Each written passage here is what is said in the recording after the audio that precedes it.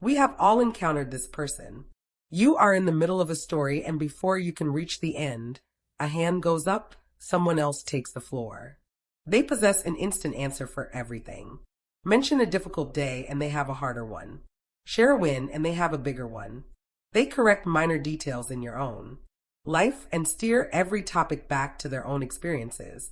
The rhythm of a mutual exchange collapses. The interaction stops being a connection and becomes a one-sided display, leaving everyone else in the room feeling tired and unheard. This dominance is a mask for a different fear, the terror that silence leads to invisibility. In their world, if they aren't talking, they are effectively disappearing. Watch them when someone else holds the spotlight. You can see the internal pressure building. Their eyes start, their posture stiffens. They are waiting for the first available microsecond to jump back in. That performance is the sound of someone trying to fill a hollow space. In their own self-worth, they are projecting certainty to avoid the crushing feeling that on their own, they are simply not enough. To understand the adult who takes over the dinner party, we have to look at the timeline. We have to find the moment that hollow space first opened up. Imagine an 8-year-old child at a kitchen table. She has finished a drawing and holds it up, waiting for her parents to see. But the adults are distracted.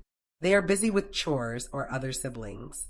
Her quiet effort is met with total silence.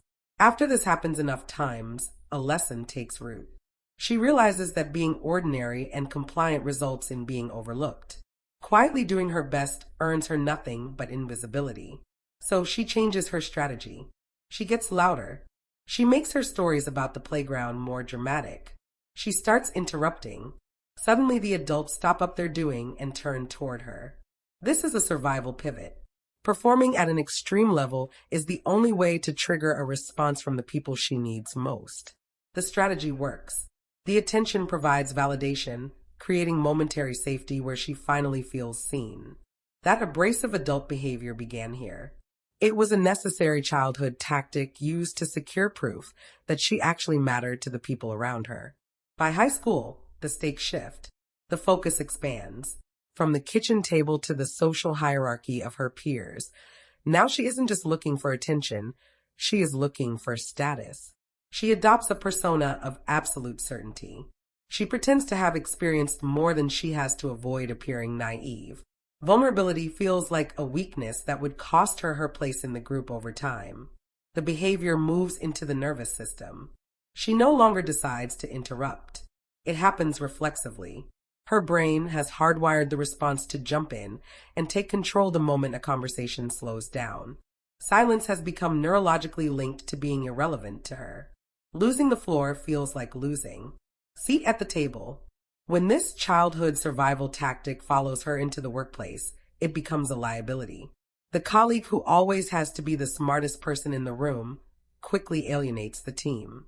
Relationships rely on reciprocity, and when one person refuses to share the spotlight, others stop.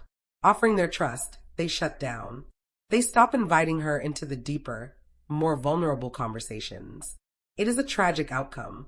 The very habit she built to guarantee she would be seen is the exact thing causing people to look away. Healing often starts with a moment of deep discomfort. It is the sudden, painful realization that they just talked over someone's grief or sucked the air out of a celebratory moment. While that realization brings a wave of shame, it is the first real opportunity for change. They are finally seeing the impact of the shield they've been carrying. This shame reveals a much older fear. If the only time they were truly seen as children was during a performance, then being ordinary feels dangerous. It's an attachment wound, the belief that love and safety are conditional on being impressive.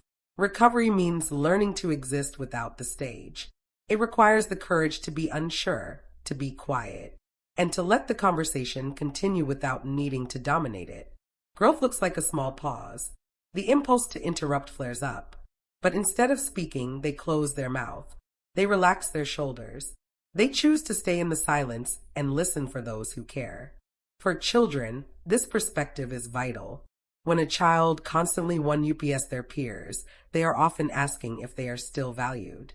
When they aren't being the loudest, we can validate their presence while gently teaching them the skill of hearing others.